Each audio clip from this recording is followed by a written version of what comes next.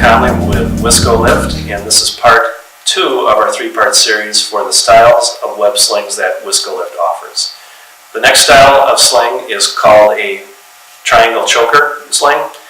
As the name implies, there's a triangle on one end, a choker fitting on the other end, and I'll get into the hitches in part 3, but a quick demonstration is that the triangle choker can be lifted in a vertical hitch, can be lifted in a basket hitch, or can be used in a choker hitch where the triangle passes through the choker fitting.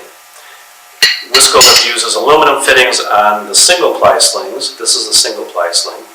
And we use steel fittings on our 2-ply slings because steel fittings offer a greater strength than the aluminum fittings do. Another style of sling is called a triangle sling. Just like the triangle choker, there's a triangle on one end, but this one has a triangle on the other end. Because the triangles do not pass through each other, it can only be used in a vertical hitch or in a basket hitch. And another advantage to using aluminum fittings is that if the triangle should fall off of the hoist hook while you're removing the sling, it's got less mass and will cause less damage to a painted product if that's what the customer is lifting. The next style of sling is what's called a return die sling.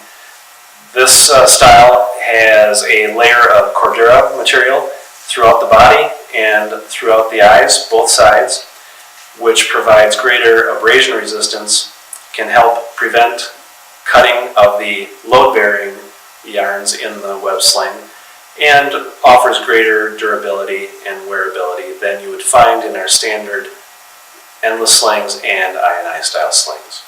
The wide body cargo sling is designed with wider loads in mind and with heavier loads in mind.